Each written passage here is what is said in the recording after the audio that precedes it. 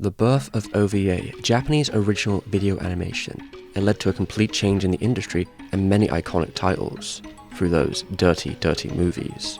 We also see overproduction for a small audience that denigrates the working conditions for the animators, which has only gotten worse over time. Was it the beginning of the end? Well, originally, the ambitions for the first OVA, Dallos, were much smaller.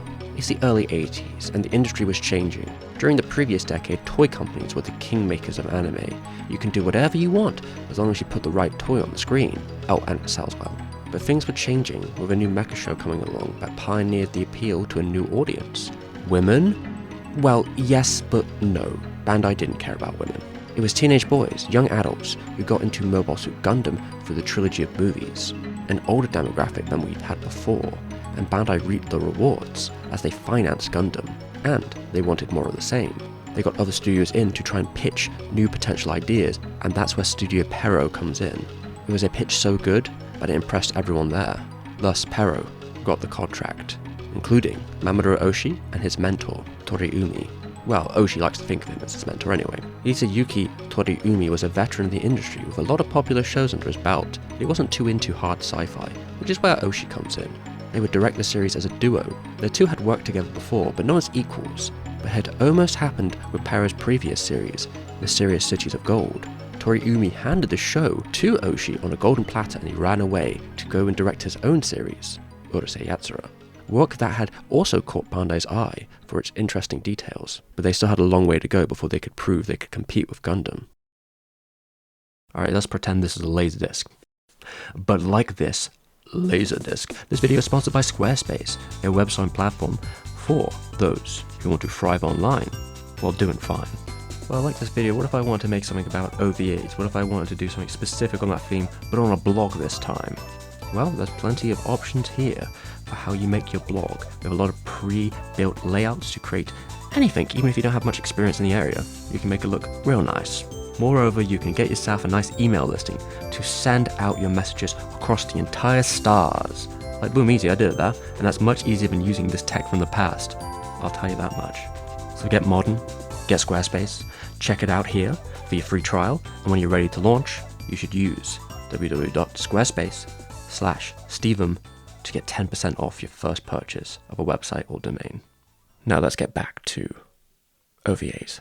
It had to be close enough to attract the same audience, but not too close to be a pale imitation. It was set in space, but the moon. The protagonist was an absent-minded boy who loves machines. Oh wait, but there's also this other guy who's like Rambo, and he's cornered in a fight. But there's not necessarily mecha, well, most of the time. No, this is a trade dispute. Unions fighting back against their paymasters in a space colony, but not like that other space colony. No, this one has ancient alien technology, maybe, which its mysteries are yet to unfold. And the TV sponsors looked at it and said, "What are you, high? We can't sell that," as they looked past the plot to the lack of toy potential. And the TV slot was kind of gone anyway, so it wasn't meant to be. Well, is that the end? That was quick. Well, no, because Shigeru Watanabe, the head of Bandai's video department, thought it'd be a shame for it to all go to waste, and he thought maybe we should turn it into something else. The production company Bandai had sounded me out about the idea, and being able to create something free of restriction of television appealed to me. So I decided to participate. I aimed to create a serious work of science fiction rather than a toy commercial. But it came at a very busy time for both the studio and myself, so the limitations were imposed by the schedule, which made it a very difficult job. There was an aspiration to turn this failed project into a video, a new medium of the time, and we've seen this sort of approach happen a couple times beforehand. So for example, Daikon 3 and 4, a short for a festival, sold 8mm or VHSs or Laserdisc versions, bootleg style, at the convention to try and recoup some costs. And I'm sure some illicit animation projects in the past probably did something similar. A third medium. It would cost more than a TV episode of anime, but would be more experimental than a theatrical animation. It was trying to take advantage of a hardcore viewership, one which we already knew existed through Animage's extensive readership of their magazine, and one we also knew from that same magazine had very different tastes than the general population did. And I'm sure Bandai would have loved to turn this era into one of videotapes and rentals, but nobody thought Dallas could do that. They'd be lucky they finished the damn thing after all. But it was a nightmare, and it was a nightmare. Both directors were as stubborn as mules, and they would fight about every little decision. I want this to be jet black when it comes to the shadows. No, I don't like that. That sounds like a bad idea. I want it to all be brass. Brass is old man stuff. I hate that idea. Bipedal mechs, they're lame. This would be every single decision. Oshii would often wait for Toriumi to go to the bathroom so he could go back for everything and change it all, and then tell the staff to do stuff differently. But then when he went to lunch, Toriumi would change it all back and tell the staff the opposite. But the problem then with that is if you don't have a finished script with a good idea what's going on, how can you allocate resources or know how long everything's going to take? It would be a disaster for the schedule, which is already pretty strict, at 7 months left to finish the last 2 episodes of the OVA. And this will be a continuous problem for the future of OVAs because the schedules could be all over the place, because you don't really know when things are going to finish. You know, you have to wait until it sells to see if you have to do more, and that can create even more skirmishing when it comes to getting the resources together to continue the project. So Toriumi ended up writing the rest of the series himself. Oshii was asked to direct the action scenes, while Toriumi was more interested in the drama and relationship between characters. You can see that in the first episode. Now, was it all worth it? Well, Dallos is kind of boring. There's a lot of talking, a lot of setup, surrounded by a few moments of action. It feels like it's thrown together in the middle of the series, and you wouldn't necessarily say that it was not made for TV, outside of a few instances, the finale of episode 1 being one of them, where people's heads burst like balloons in space. Credit to the animators though, it's not a bad looking production, maybe a little old school stylistically, but Pero did a lot of it in-house, with veterans such as Okada as the animation and character director, who worked on many of the Western adaptations from the last decade. The old guard were particularly good with stuff like animals and character drama, while the newer guard of young animators specialized in its sci-fi action. This may be one of the earlier anime to wear its Blade Runner inspirations on its sleeve. Last summer, Oshii skipped work to go to the cinema and watch Blade Runner, and it shocked him to his very core, leaving a huge impact on his future work. Speaking of Oshii and impact, look no further than episode 2, a complete display of the height of Dallas' action, immediate and punchy. This episode is dedicated to gunfights and skirmishes. The anime even starts to look different with its dynamic boarding and meticulous nature of all those mechanical pieces, right down to the barrage of showers washing down the stairs. It was the height of gun otakudom, and another thing that would give away Oshii's influence is those deep jet black shadows, which is another sign of Masahito Yamashita as well, the star animator of the New Guard, who had countless cuts from episode 2 onwards. He made a name for himself in his work on Urusei Yatsura, but now he wanted something a bit more like serious mecha, which led to the man blasting out 20 to 30 cuts a day, with him doing 220 cuts in the climactic war in itself. His drawing was mostly uncorrected, and it was a real highlight of the series. Yamashita and the crew worked together to create some bold stuff that really made Dallas stand out, until it kind of got back to the conversations, but even then, I would say episode 2 balances the battles and conversations quite well, to try and build up the story of the lunar base, which would be completely lost on its audience because this episode was released first for some reason. Watanabe had said that one person on the team had recommended doing it to make it a bit like Star Wars, but realistically I do wonder if they thought putting the action-oriented episode first was a better bet, even if they didn't know what was going on. With episode 1, maybe it's not the best episode to grab a new audience. Everything it tried to do, from its gunplay to its animation choices, felt like a dog whistle for otaku. They really wanted that specific audience. VHS players were still really expensive in '83 after all. They wanted to create a very specific audience, just like train enthusiasts, that they could hopefully rely on to keep buying their stuff. Because the same with train enthusiasts or model maniacs is there's not that many of them, but they are willing to pay quite a lot of money for the right pieces. The issue being, when it comes to animation, it's not really that specific. There's lots of different people who have lots of different interests. I don't know if they're that easy to appeal to so simply. If that were the case, Bandai would already have several different franchises that were just as popular as Gundam. But they don't.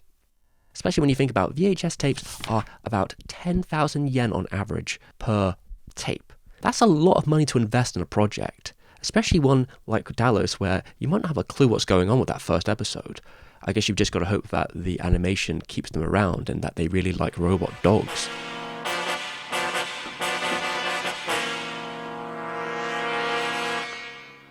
We'll get back to the video in a moment. So this is part of my Mamoru Oshii series that I'm hoping to make, and it's going to be easier said than done because I want to cover everything he's done and do it in pretty intense detail, which is why I'm really grateful for the people who've been supporting me on Patreon to make the series. For this video in particular, I did about 40 illustrations of Oshii through this sort of time period. It was a lot, and I also made This little guy to do it, because I wanted to focus down on sort of like the boarding and the angles, so I thought it'd be good to have a little 3D model, but he's kind of also falling apart, so I might need to remake him to keep using him. And hopefully at some point I'll also make an exclusive video on some of the cancelled Oshii titles, which I would hope to put on Patreon, strictly for those viewers who've been supporting the project. And that will go with my other exclusive videos, say for example, Journey to Shuno by Miyazaki, which was one of his mangas that didn't get a translation until many years after the fact. And we already have quite a lot of new supporters that I should really give my appreciation to. These are the $10 patrons that I'm going to bring up, and all the $5 ones are behind me. So that we're going to start with Pedro Ferreira, Waj R.G. Palmer, Kitty Cat, Graham, Oscar Britton, George O, Luger, Ian Laser, Curtis Barhurst. I'm sorry if I'm getting some of these wrong. I'm not very good at pronouncing names. Alexander Safronov, Pong, and going back to the classics, Lenny, Tim James Richard, Stratogen, Stratos, Chunks, Jay, Foxmorder, Oti, Paul, Demon's Mum, Subsofa, Systematic, Karen, Nick, Doji, Peter, Yegor, Vic Boss, DTB, Gambaroni, Julius Roth, Aleph, SD, Mickey Moan, for your continuing support of the project, and I hope everyone is enjoying the franchise as we go forward, because it's going to be a lot of work. As we approach the finale, the family drama was still the heart of what Toriyumi's scripts were focusing on, although as the episodes stack, it kind of fizzles out without much resolve. This is not the blood feud turned lovers of Shah and Amuro. It all ends fairly casually, all things considered. Not that Oshii would know about it, because he only found out in retrospect what was actually happening in the full story, as he only knew what was going on in the parts he was directing. It was a bit of a mess, and to be fair, his life was in a state of despair. He was drinking heavily to get by while working on 3 projects at once. Dallas was his evening job, but he would have to run between studios to get there every time. In a way, Oshii's own life started to reflect that family drama edge that Toriyumi was so fond of, as he started to realise maybe he was in the wrong, as every fight he'd had with Toriyumi could be put down to Toriyumi being far more experienced than Oshii, and he kind of knew the right decision that will help the production get along. And this is always going to be the case when you're working with a lot of different people in a collective industry like animation. Especially if you're a difficult person like Oshii, you may get into situations where long-time friends or people you've worked with a lot have very strong opinions, and you may lose them along the way as you clash and get into arguments, and things just don't go the way they would like. It's just the nature of the game. The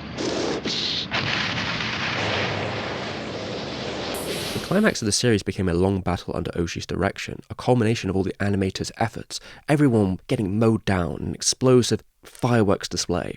Although the sharpness fades away after minutes of the carnage, your eyes may glaze over as you think, am I really that invested? Especially with a conclusion that is a bit weak in the end. It's a slump. Now I'll say when you watch all this stuff, it's a bit like, yeah, okay, I'm getting there, but I wouldn't go out of my way to do it.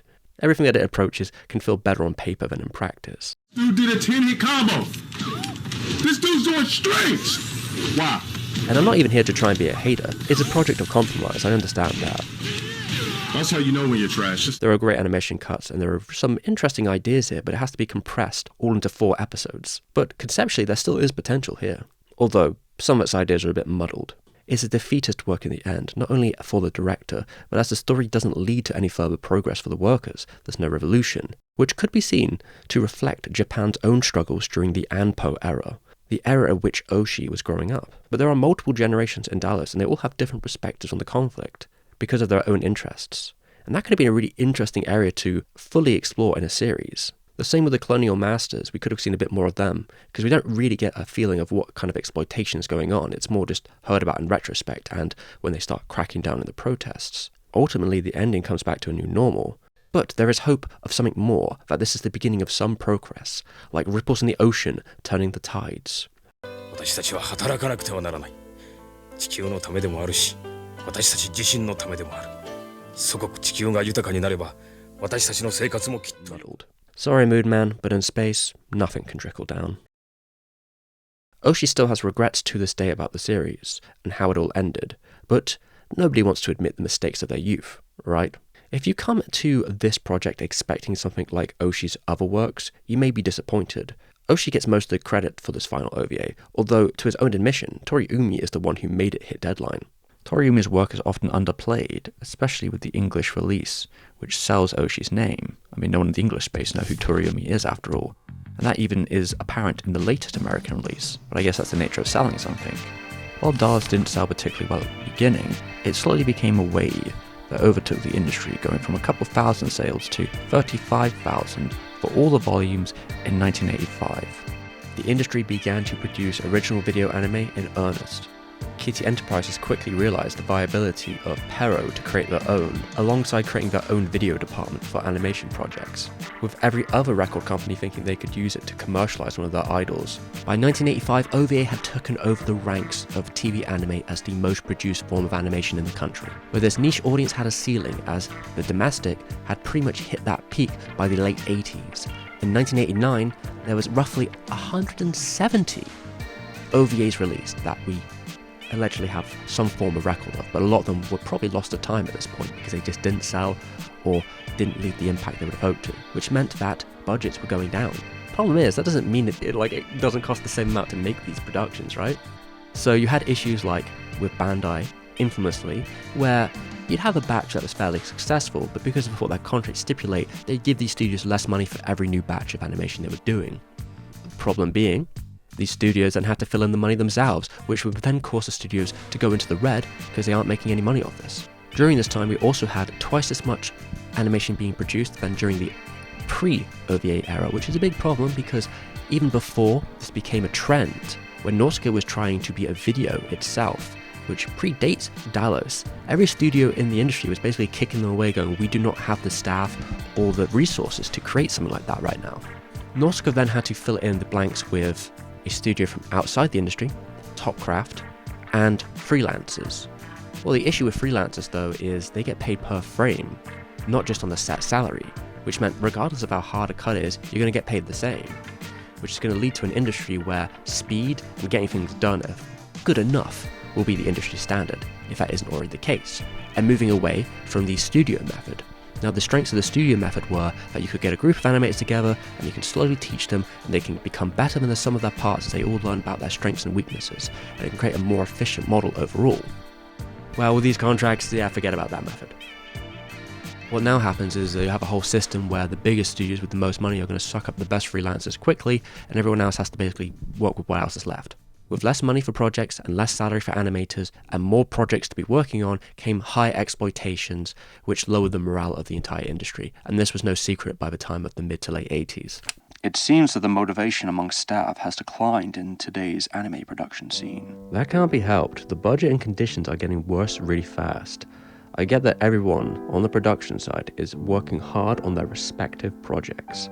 However, to be blunt, these challenges don't really matter to the buyer. This is a problem that the creators need to handle themselves, and passing that burden onto the buyer is just wrong. It comes down to who is responsible for the work. Ultimately though, OVAs were a symptom and not a cause.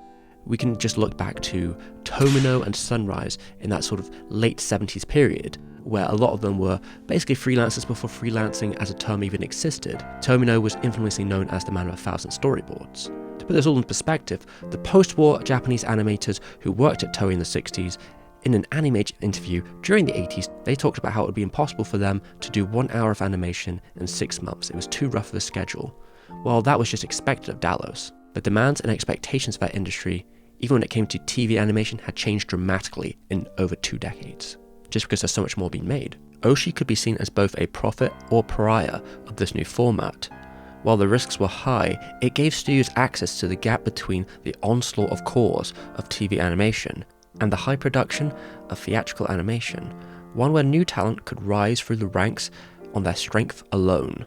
Such was the case with the staff of Megazone 23, who were all quite young, or the case of Masami Obari, who became the youngest animation director ever on Bubblegum Crisis. Both of those titles were classics in their own right.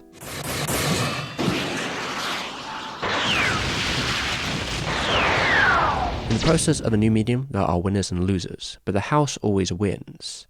And as the OVA era started to slump, all these companies, they got together in a meeting and they thought, how can we systematically fuck animators in the worst possible way? And it's something which Oshii himself has called the root of all evil, and that would be the TV Anime Production Committee. So after Dallos was complete, Oshii decided it was time to go freelance and leave the nest, basically. He was hoping to take advantage of this new medium for all it's worth, and that went as well as you can expect.